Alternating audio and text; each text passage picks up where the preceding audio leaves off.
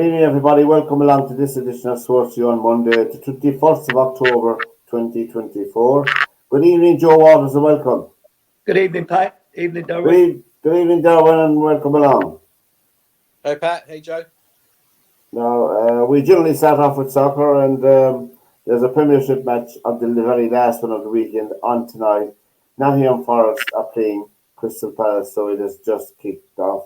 Anyway, we maybe cover rugby, golf, Formula One, and cricket if we get to it. But over the weekend, there was wins for Spurs, Villa, Man United, Brighton, Leicester, Everton, Bournemouth, Man City, and Liverpool. And before we came on here, we were just talking about the Man City winning goal against Wolves. So you agree anyway, Joe, that it was not that it was a good goal? Yeah, I do. And Derwynne, what do you think? I've only seen the replays of it, but I don't know. I mean, what was it Shankly said that if you're on the pitch and you're not interfering with play, you shouldn't be there. Something like that, wasn't it? Oh, yeah. And I know exactly what you're saying because I scored a 30-yarder at Sheffield Wednesday one day, and Kevin Drinkle, who was on the opposite side of the field from me, was 2 yards offside, and the goal was disallowed. So there's no way he's interfering with play. The laws of the game state it is not an offence to be in an offside position. It's an offence when you try to play the ball in an offside position.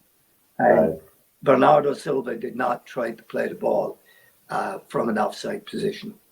Yeah. And I was trying to find ways to say that he was interfering with the goalkeeper, but as the more I looked at it, the more I saw that the contact with Sa, the goalkeeper, was just a second before the ball actually made it to Stone, and Stone heads it. So if you look at the pictures of it, Bernardo Silva is probably a yard to 2 yards away from the goalkeeper when the ball goes over his head. So he had a clear line of sight to the ball. Yeah, I saw the match. I saw the whole match actually, and I think when you consider Wolves are bottom of the league, they played very well, I must say. Eric Haaland was completely marked out of the match. Completely was a non-person for the whole match, the whole game. I don't think he touched the ball 3 or 4 times in the whole game, which was a testament of the defending of Wolves and how well they played. And I thought, okay, it's always a bitter pill to swallow when you lose the match with literally the last kick of the game. You know, it's there's nothing you can do about it because it's all over when the goal is scored. You know, and I thought I'm after seeing it too many times already. You know, I'm after seeing the goal too many times. But my instinct when it was scored first was, that's it. I just turned around to the lads here and I said, that's it, that's over. There's 3 points to Man City. Now I know all the discussion about it afterwards. But we could, I suppose, I mixed it up with, we were talking before we came on here, with another goal that was chalked out in, what match was that? I forget what match that was over the weekend. There was Liverpool. Who were Liverpool playing? They were playing... Liverpool were playing Chelsea. Chelsea, yeah. And there was a goal disallowed in that match, was there? I can't remember. There was a goal disallowed in one of the matches. I'll come to you in a minute. I wrote it down in my notes. Where the goalkeeper came out when the player was through and he nutmegged the goalkeeper. Remember that one? And he scored the goal. And it was and the referee ran in and gave a yellow card to the goalkeeper for upending the player as well. Then VAR interfered in that. They chalked off the goal. They chalked off the yellow card. They chalked off the fact that the goalkeeper took the other player out. I just couldn't understand it. I think the one that you're talking about is the Liverpool game. Yeah, I couldn't understand it. Sanchez, the Chelsea goalkeeper. Like you, I watched so many games over the weekend. Yeah. excuse me, that that they all run into one. But for once, I think VAR got it absolutely right, because the goalkeeper, the Chelsea goalkeeper, got a touch to the ball before the Liverpool player played it, and then his momentum carried him through the. Now the two players were coming together, so it's very difficult to say who's at fault for the collision. But clearly, the Chelsea goalkeeper got his right foot or his shin to the ball that pushed it back against the Liverpool player, that it then ricocheted back in, and that was the thing with it. But also, Joe, the Chelsea number 4 pushed the Liverpool player into the goalkeeper. The number 4 pushed him with his hand on his back. Yeah. In that sequence I'm talking about, Yeah. I remember now, yeah. Yeah. But then VAR interfered and said, there's no goal, there's no push, there's no opinion coming together by the goalkeeper, there's no yellow card. It was a breathtaking decision. Yeah, but I mean, there's. But if they had two players out the field and one up into the other, they'd be a free to one side or the other. But not if the tackling player wins the ball first. That's the key, that he win the ball first. And it's very difficult to judge when two players are coming at each other in a 50-50 situation. Oh yeah, I agree with you. Yeah.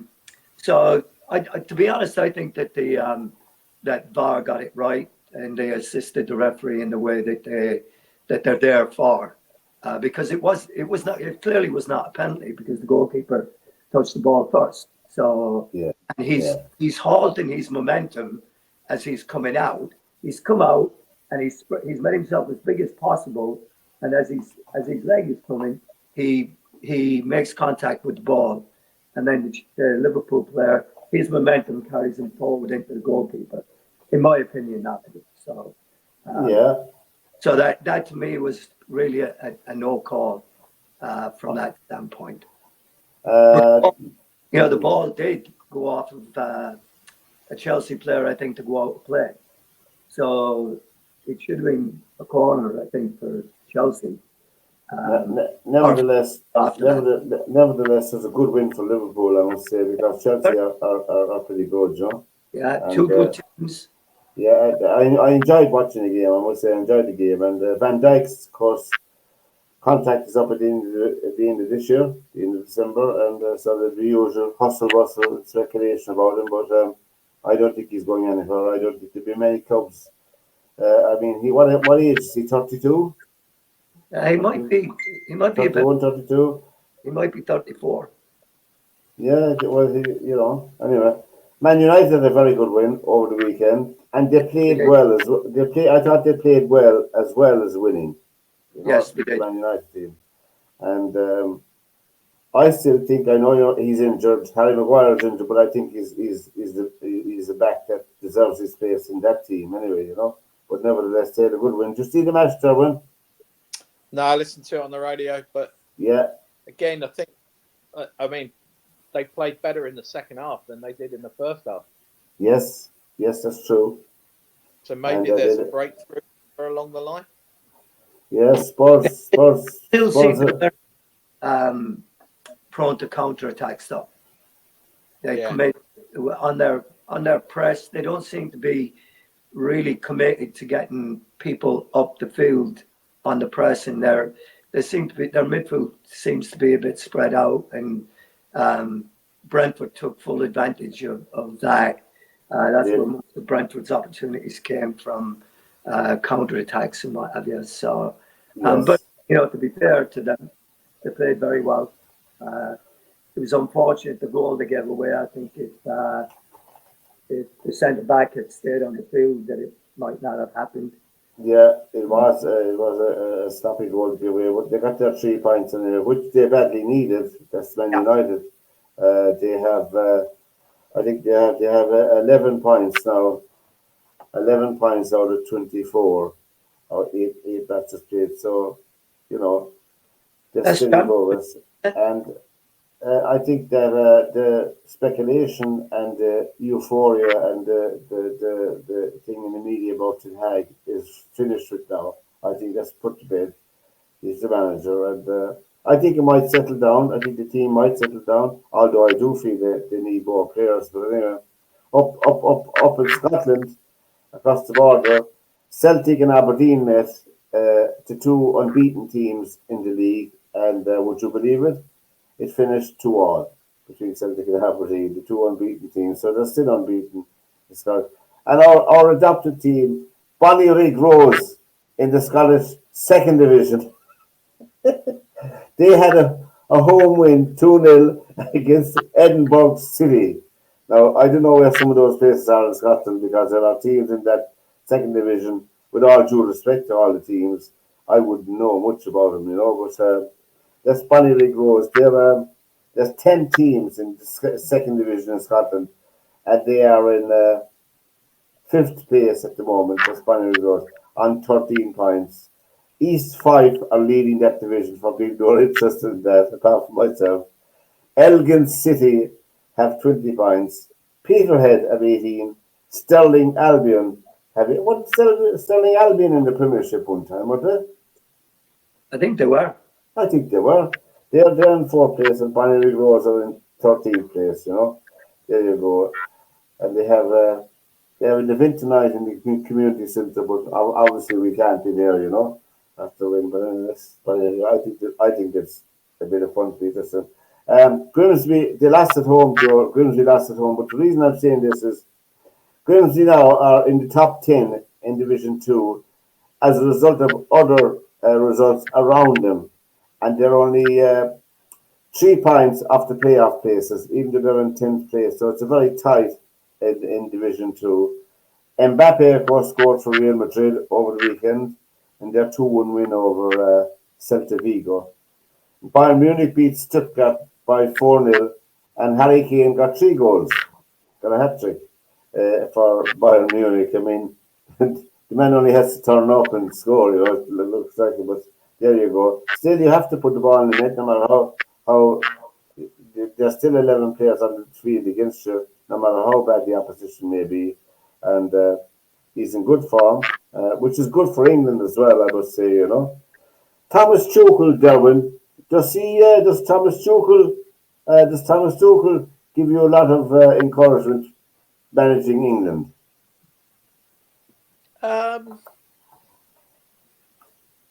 In some ways, I think it's going to be different, isn't it? I mean, Carsley didn't obviously apply for the job anyway. He just wants to go back to do the under-21s or whatever it is. He doesn't want to. And, all the conversations over here about the England decision is Eddie Howe didn't get asked, didn't get a conversation about it, which I don't really care that he didn't get a conversation about it because he's the manager of Newcastle but I don't know. You're going back down. I mean, Football Focus did a great thing on Saturday where they went back virtually to Ramsey about the managers, and everybody's making a big thing about him being German. Yet, we had an Italian, we've had a Swede, and now we've got a German. I mean, does it matter where they're from? Well, to me, it doesn't, as long as they get them to a final and they actually win one for a change. Well, the record. Let's look at English soccer. The record in the Premier League, as we know it now, I suppose that they put the beginning of that in 1995. Is it what we call the modern Premier League? That came into being in 1995. There has never been an English manager that has won the Premier League since then. No English manager has won it since 1995. In fact, no English manager won it, the league, the Division 1 or Premiership in England since 1984. I mean, they're the facts of the matter. Are you sure about that? Who was the manager? I only wrote down the statistics. I didn't write down the detail. Yeah. Sorry. There's been no English. I'll read it out again. In the Premier League, there's never been won by an English manager since 1995 in the present Premier League. the Champions League, sorry, has not been won since 1984 by an English manager. That was Brian Clough. 1984. Was that Liverpool, was it? Champions League? Would that have been Joe Fagan? Or?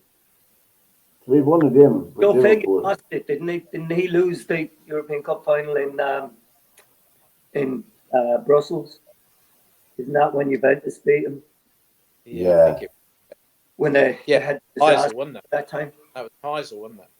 And in England, not a single trophy had been won by an English manager since 2008.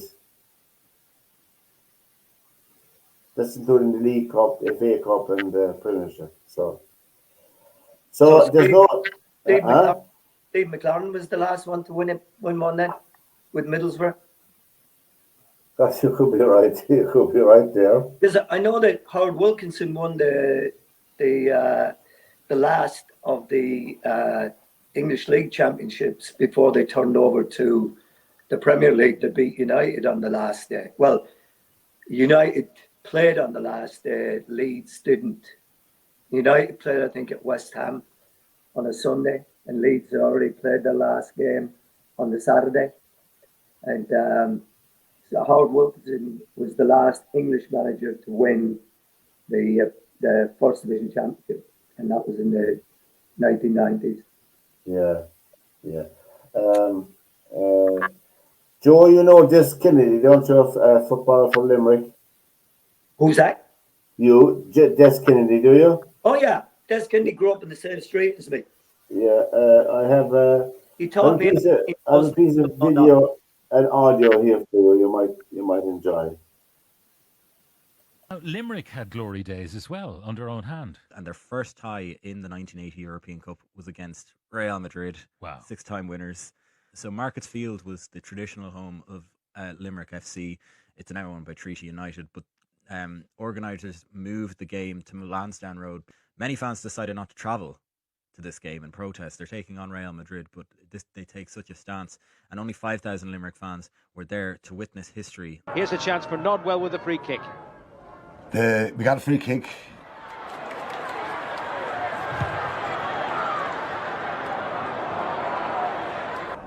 I peeled off. Dougie in the header. Duggan's up there. Went to kick it in, and Bedance boy hit my shin. Then goes Kennedy, and Des Kennedy has got the breakthrough, and Limerick lead. He scrambled the ball over the line, is what I'd say. What a moment for Des Kennedy and for Limerick Football Club. Des Kennedy's 2 goals make up the 4 that they conceded throughout the tournament. So he was more of a thorn in the side of Real than any of the other teams, including Liverpool. They only scored 1 against them in the final. He explained a few years ago that he was apparently recognised by locals in a bar in Salou, just outside Barcelona, and given the full VIP treatment thanks for doing his part against Barca's most fierce rivals.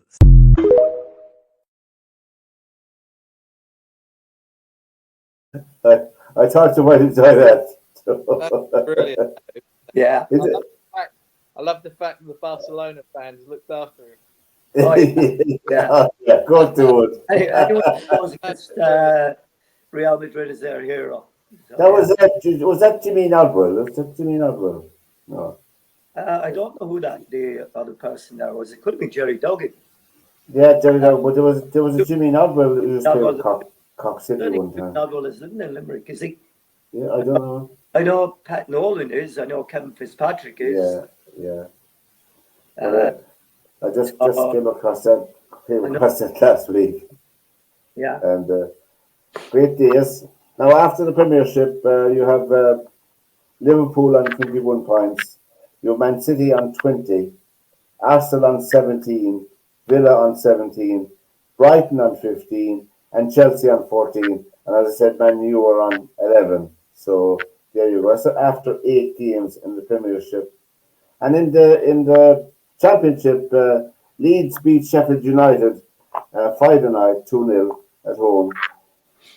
And as a result of that, in the championship, you have Burnley on 21 points, Sunderland on 19, Leeds on 19, Sheffield United on 19, West Brom on 18, and Blackburn Rovers on 18. So it's there's about 14 teams in the championship, all within 2 points of each other. So you can see how competitive it is. It's just, and,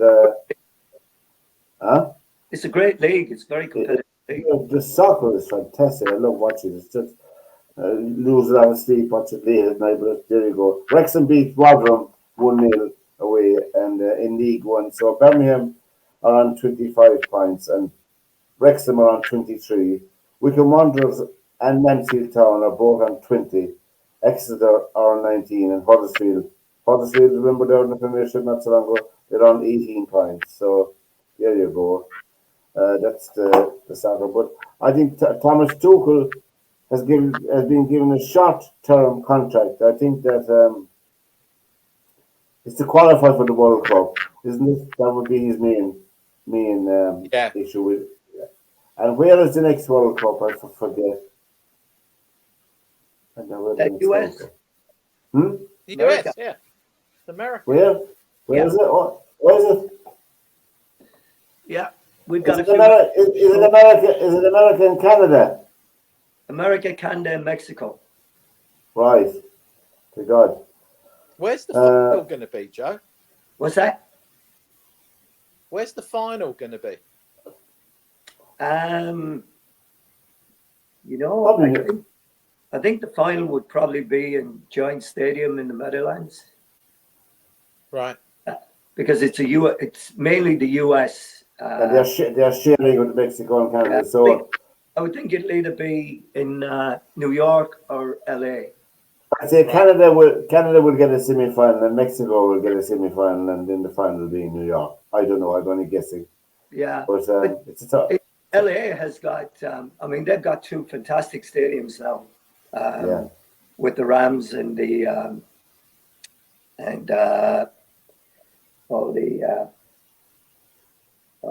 old San Diego team has moved from San Diego up to LA as well.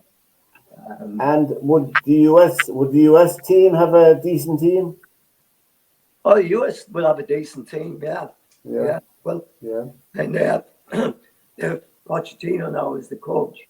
He is, yeah. At least they'll be organised properly anyway, to compete, as it says with the coach.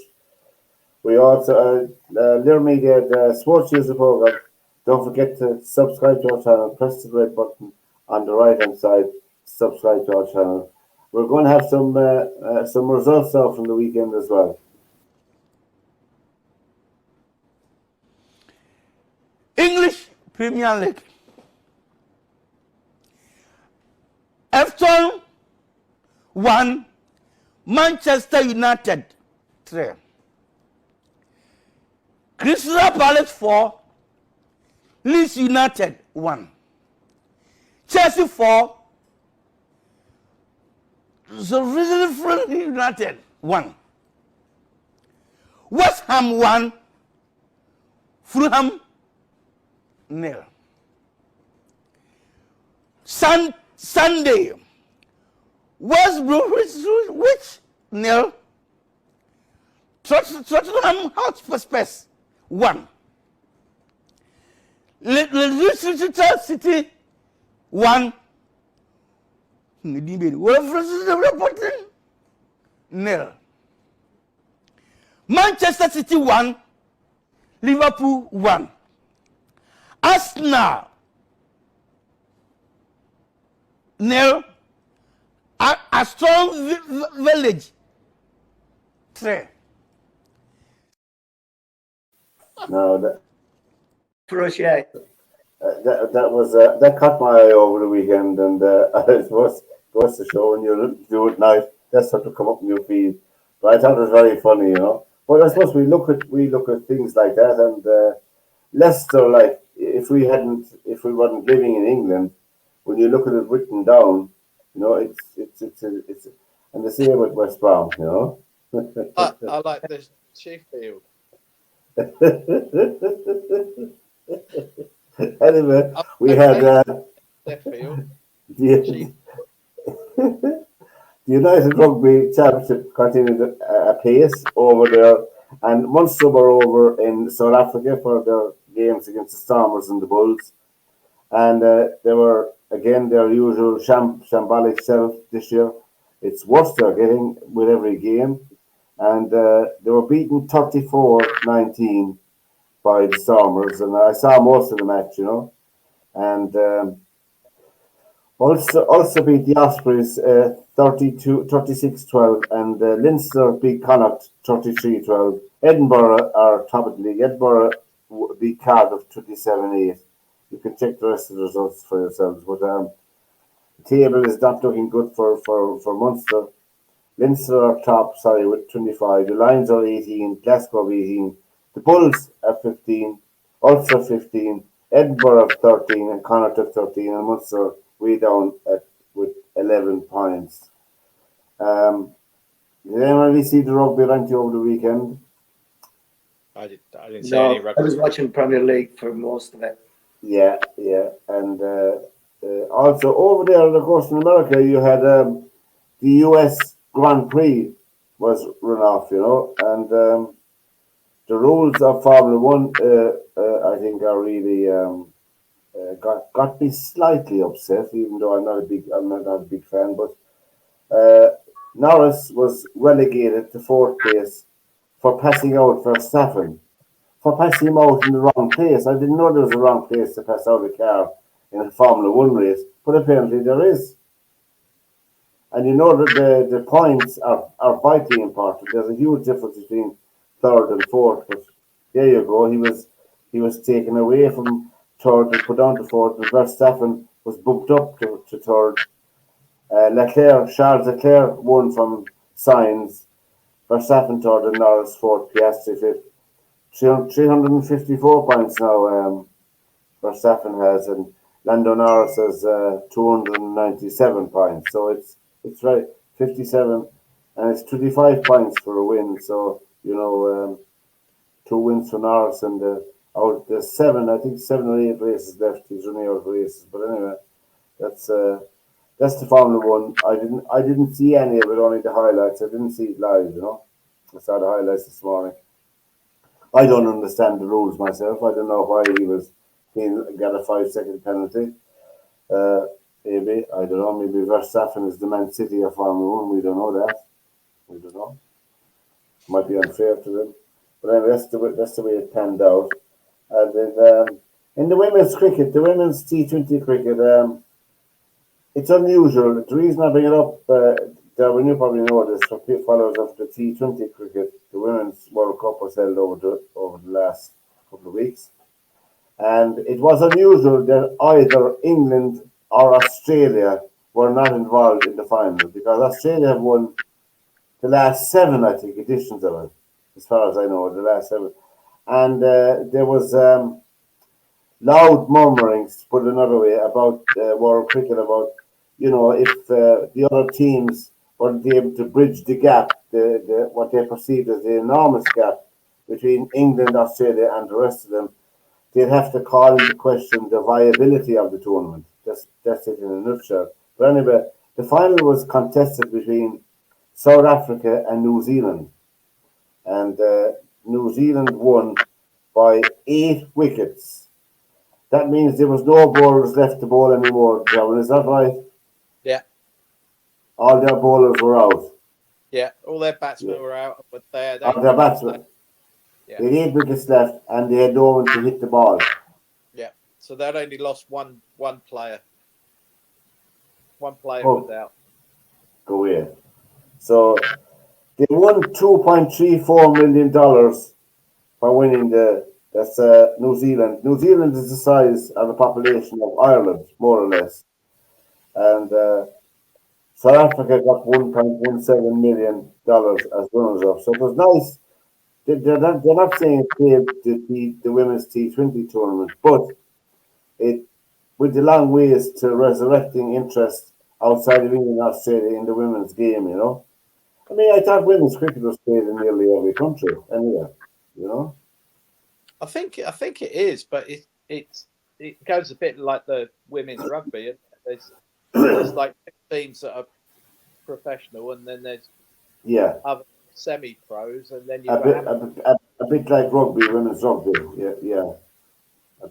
I mean, if you take, I mean, the ladies' rugby is in the same position, that there's only 2 teams that are full time, really. There's New Zealand, France, and England now. There's 3. Yeah. New Zealand, France, and England, and the rest would be semi-professional. Yeah, but it was good. As I said before, I liked the T-shirt there. It was nice to see it going on to some new team anyway, you know. And there's been now I'm not a chauvinist pig by any manner of means. I like women's sports. There are some sports I have a personal opinion about it, that women shouldn't be playing because it's not attractive. But nevertheless, I think they should play all sports to some degree. But I found a clip over the weekend, and do you know our friend Joey Barton? He wouldn't be the most. What let's say. Sure.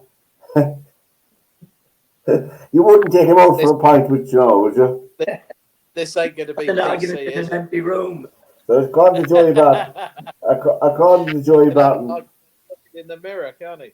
Yeah. we have about 3 minutes here while Joey Barton says nobody watches women's soccer.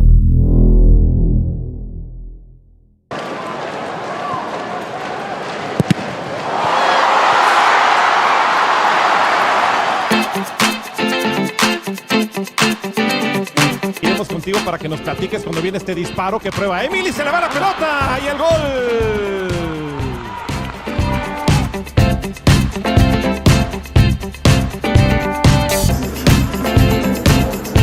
All close, in trouble, big trouble, and Barcelona have one back.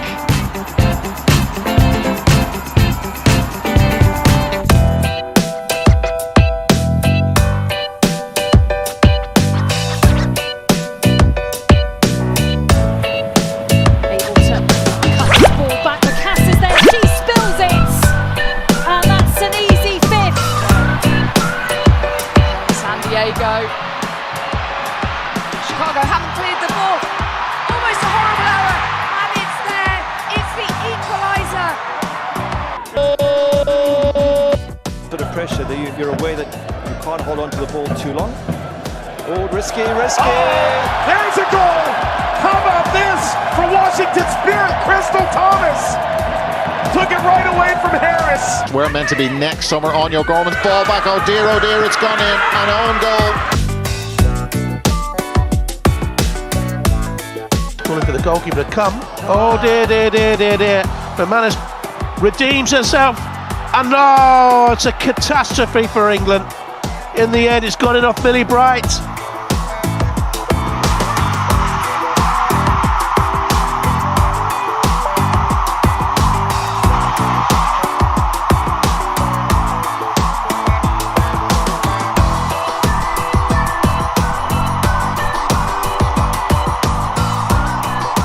La va a llevar hasta el fondo. Honan saca esto, va para adentro, se metió. ¡Un gol de Tigres! Desde que salió lo dijimos, va para adentro. Se veía perfecta la toma, venía cayendo.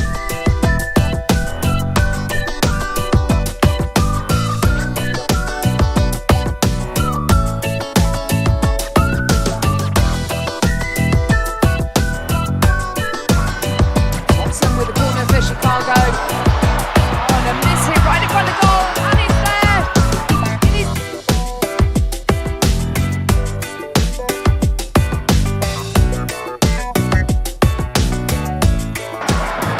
Ball into space for Caldente, but she couldn't get a strike away. Rebounded away. Caldente's there again. Chance. Rolfer for Barcelona fires him into the lead.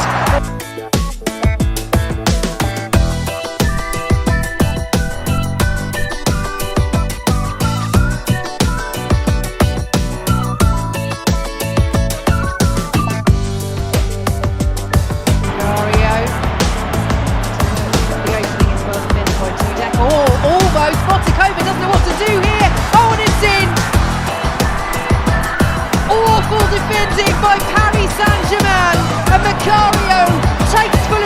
it once again. If you like the video, don't forget to like it, comment and subscribe. Anyway, there was a few disasters. I'm sure you could say a lot about the men's game or soccer in general, but I mean, there was some very poor decision making in those games, Derwynne. I see you laughing, but it's no laughing matter if you're a goalkeeper.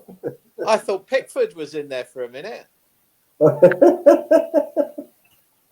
I would hazard a guess that you put this thing on out there. How many women's games are played throughout the world? Oh, I mean, there's first of all, there's and if you were to go around and look for disastrous mistakes by players in the men's game, you could find those as well. Absolutely. There are some women's, and the women's game is still in its infancy compared to what the men's game is. I mean, when you consider that there's very few countries that have a professional full-time playing league for women. Like in England, they have, all right. In Spain, they have. In Italy, they have. In Mexico, in the United States, in Brazil. But these are all prominent football countries anyway. But outside of 8, 9, or 10, they don't have a full-time women's professional soccer league, and how many countries actually have real organized soccer for women? Yeah, I know my daughter plays in Limerick in a league, but what about all these other countries that they're so big that they're to be able to travel is a huge. Well, Japan has a good league for women. Yeah, Japan has. China has. Japan has won the World Cup, hasn't it? In women for women. So I mean, you can cherry pick those things wherever you go. Of course, here in Ireland, we have a league, we're a professional league that is not supported by the FAI. Not supported enough, I should say, by the FAI. It's not supported enough by the government either. No, it's not. You look at, and I mean, we had I don't know if it's controversy or not, but the manager of Athlone Town said, made a comment during the week there that the Irish manager had not called him to talk about players, and then the Irish manager made a very good point. They have, all our best players are playing overseas. Yeah. They're playing in professional leagues, or they're playing in college in America, or Eileen Gleeson came out, all right. They were talking about the women's team, and there was two indigenous players, two local players, would say, two Irish players in the panel of 40. But this is no different than the Republic of Ireland team in the 60s, 70s. I mean, I watched Shelbourne a lot this year just because I like Damien Duff. I like what he's doing. They're top of the league at the moment, and their women, Shelbourne women, won over the weekend 6-1 against Athlone Town, who was a powerhouse of a women's team. Yeah, and, that was a result that happens. And Damien Duff has resurrected a huge interest in that area in soccer, and they have a full house at every match, every game. But now, when we're talking about Republic of Ireland and the lack of talent that we have overseas, how many Republic of Ireland, League of Ireland players are making it into the national team squads? At the moment, none. Yeah. So that's it on. How long has men's soccer been going in Ireland? It's the turn of the century. Yeah. And it's just dreadful. I think it's dreadful.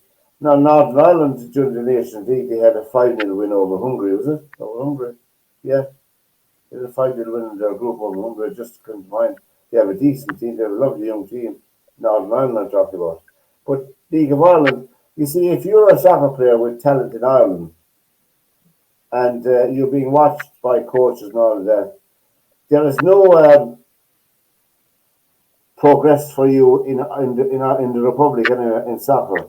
You can reach the pinnacle of your success in Ireland by winning the League of Ireland with Shelbourne, we'll say, or whoever will win it.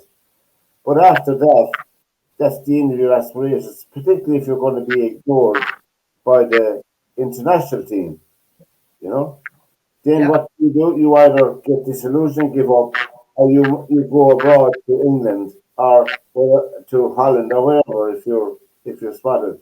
After that, there is a natural progression, you know, a step down progression for people. So, you know, like if you're in a club, say in the GA club, you're in the club, you have your local club, your local division, your local county team, and you can aspire to win an All-Ireland title. In soccer, you have you know what I, Joe, there's hundreds of junior clubs in Ireland, hundreds of junior clubs. Even in Gaelic games, we have 32 counties in Ireland, and not every county plays Gaelic football, and not every county plays hurling. No. You there's about 10. If you look at that, the League of Ireland has how many teams in it? 12? 12. 12 teams, right? Out of 32 counties, well, we'll take the 6 counties in the north out of it. So out of 26 counties, we've got 12 teams. You have about half of them in Dublin. Yeah. You have Cork City, who were relegated, coming up now. They were promoted.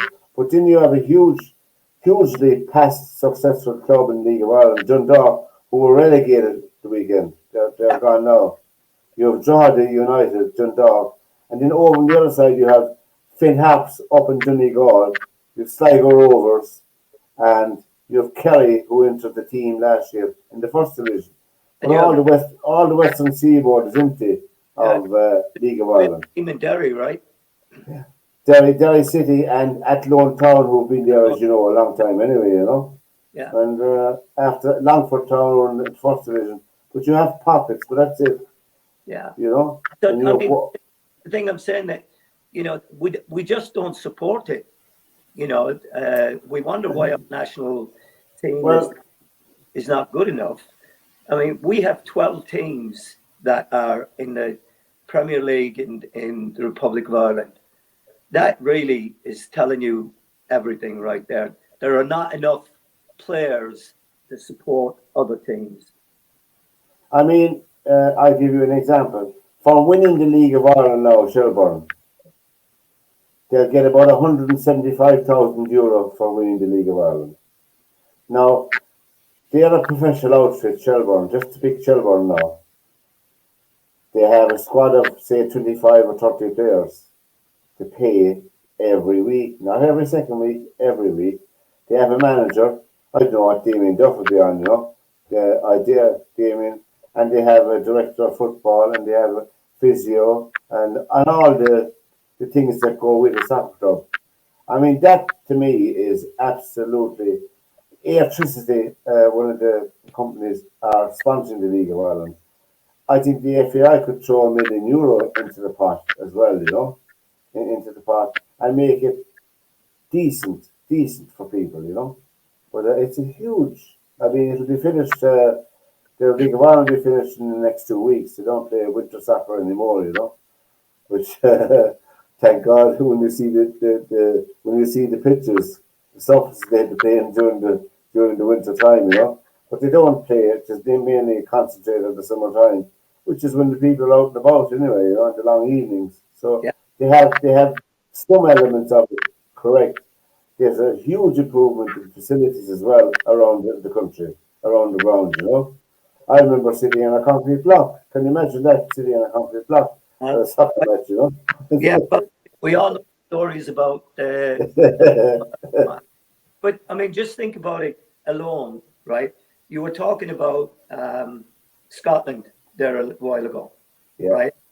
Even the country the size of Scotland, how many teams are in their first division? Not the Premier League, the first division. 8 or 10.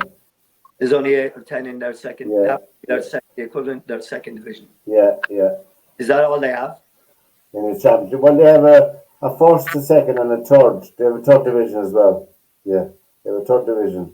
Right. And then you go to England, where the top 5 divisions in England all have probably 22 to or 20 to 20 to 24, even. Right down to the National League, who have 24, I think, in it, as far as I know. There's 24 teams in it. Yeah. But then you go to Wales as well.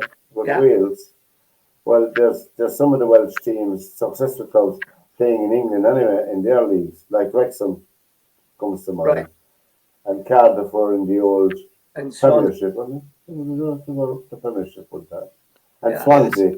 The League of Wales, I think there's about 12 teams, I think. Right. So you have Newport County. Are they still in the Newport County, yeah. Yeah. Newtown. Newtown is another team. I find it. So I mean, the thing that we're talking about here is the League of Ireland has in it, right? That is 22 competitive games a year. I don't know how many times they play each other. They play each other three times. Three times. 36 matches. 33 games then that they have in the league, and then the cup, FAI Cup, which might play another 3 or 4 games in that. Yeah, I don't think that's enough games for players to be playing, and getting better. They need to be playing more and more games. Of course, then, Joe, as you know, you have the Leinster Senior League, the Munster Senior League, who are well organised, Yeah. Now, I must, in fairness to the FAI, they have given a nice bit of support to Kerry to have a League of Ireland club, which, as anybody outside of Ireland would know, that Kerry has been only one sport there when you grow up, and that's Gaelic football. There's no other sport played in the county at club level, junior level, there's only football.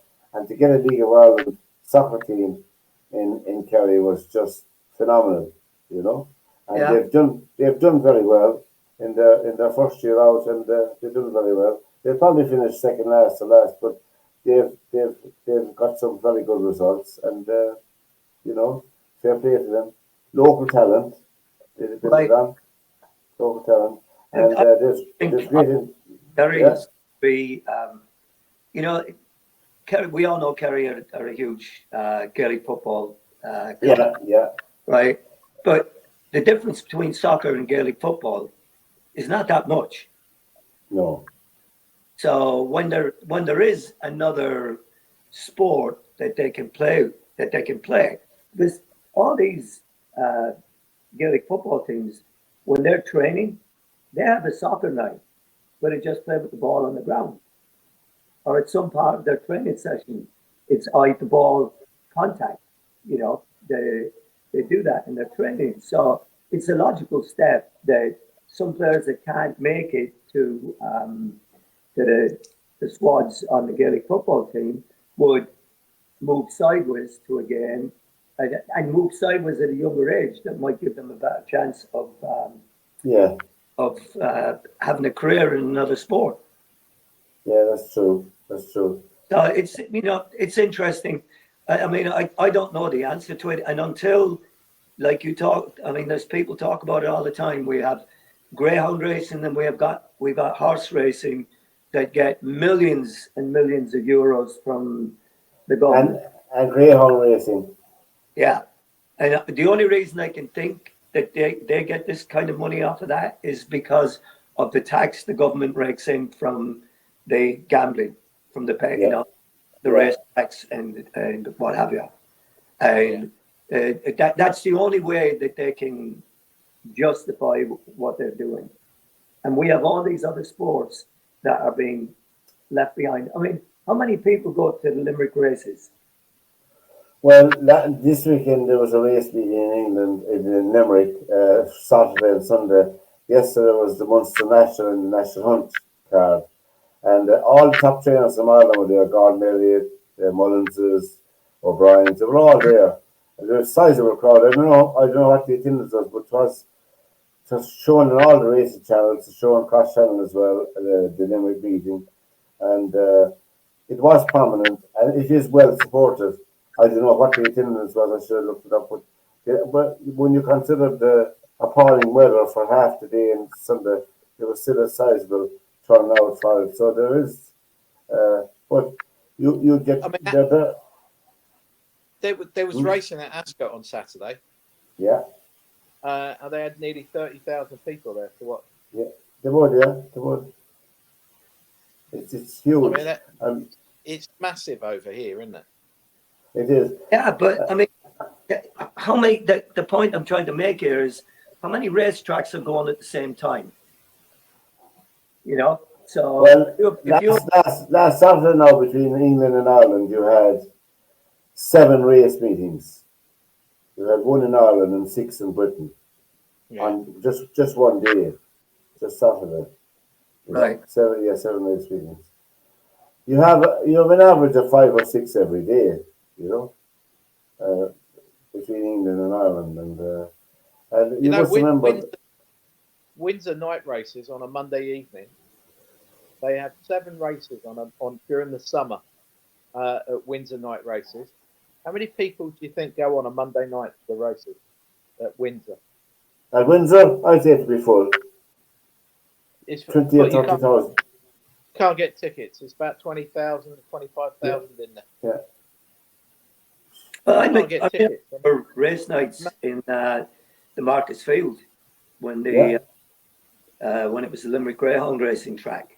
And, whenever the races were on, the place was full. Packed. You see, with horses and dogs, not alone do you have the races, but you have the context as well for breeding, looking at a mare, looking at a stallion. You know, there's lots of elements to the horse racing, you know. Of course, people go there to gamble and but people go there as well to make plans for the future, you know.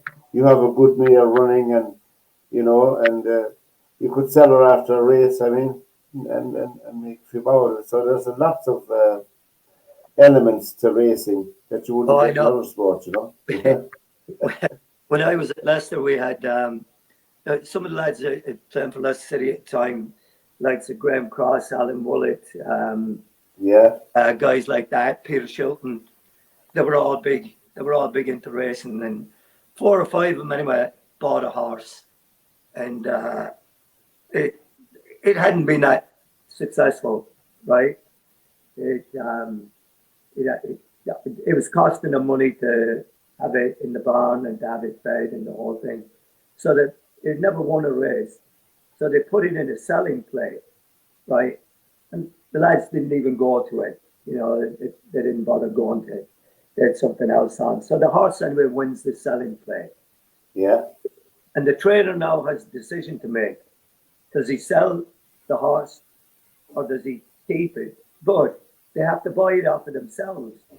Yeah. Right? And then they have to pay a commission to the racetrack or whoever was doing it. So the trainer buys the horse back. And the lads are stuck with it again. and it still never won. That was the only race. And the best part was none of them had a bet on it either. So. Oh, God. They bought it as an investment. Yeah. That's really funny. That's very good. They're trying to ban greyhound racing in UK now.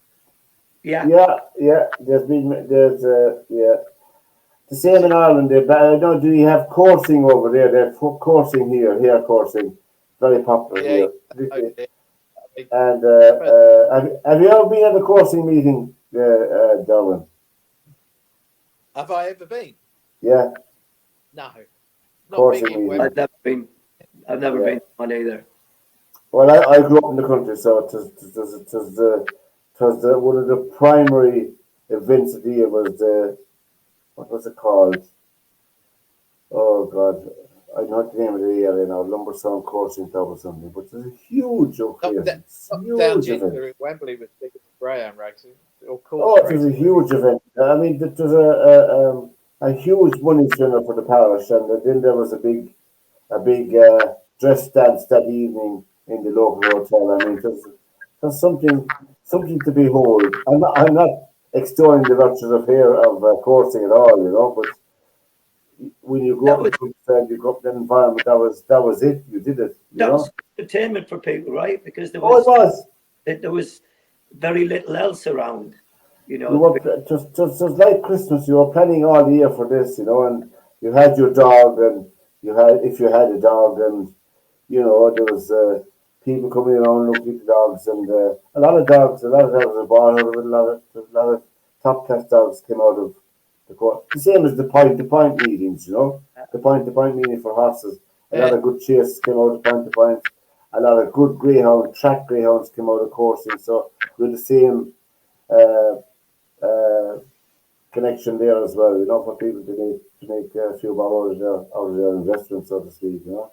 But I think they ban fox hunting in England, Derwynne. Yeah, they've banned it, but I mean it kind of still happens. What they go out now with like you've got a horse out there now towing a scented, you know, rag. I thought they might get a politician being told.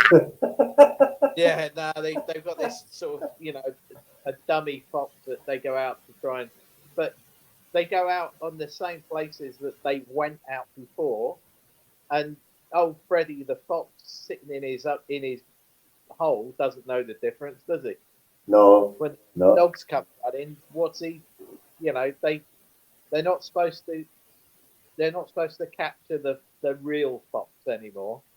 No. But it happens all the time, doesn't it? You know. It does. I mean, it's common, really. If there's a fox in its den, it doesn't know any difference.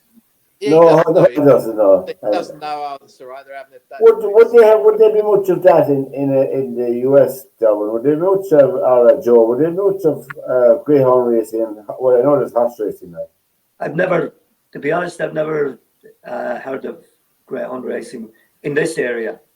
Yeah. I've never heard of it. I don't know about. I think they have a little bit of it sort of in Miami, and I think towards Mexico, like, you know, Southern California, there's a little bit of it. I think because of so close to like the Latin Americans are in. Yeah, they would have that. Yeah, they would have that. Yeah. And lastly, of course, we don't have bullfighting in this side of the country at all, do we? No bullfighting. No, I've never been to one over here. I've been to one in Spain all right as holidays, you know. It's a huge. I mean, as you said, Derwynne, it's packed. The place is packed out, you know. And it's like a social event, well, isn't it? I wouldn't recommend it to people who are squeamish, who don't have a strong constitution. Yeah, that's I should put it that way. I don't know if you two know, but you know the bull that goes in the ring. They've already half cut his throat. He's got an injury before he walks in. Right. They nicked one of his veins, so he's already bleeding before he goes in. So he's never really going to win. He's going to run out of blood at some stage. Yeah, I didn't know that. Now I knew there was the picadors, you know. They nick his throat. Yeah. And it sort of leaks a little bit, and then that's when he has a bit of a fight about it, but he's never going to win because they've already loaded it that he's going to keel over at some stage. Well, we've come to the end. People will be wondering why we're talking about all this. On that cheerful note, tonight, I think I'll have Derwynne. I think I'll have a steak. I could just see the three of us going to the Limerick bullfighting school. Yeah. I could just see we could be the first Irish. Well, I've got Irish heritage, yes. So we could be three Irish matadors. Could you imagine? Oh yeah. I think the bull would certainly win. Certainly my case, you know.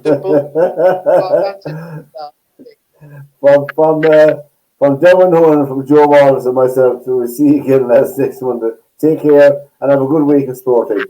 See you, boys. Take care.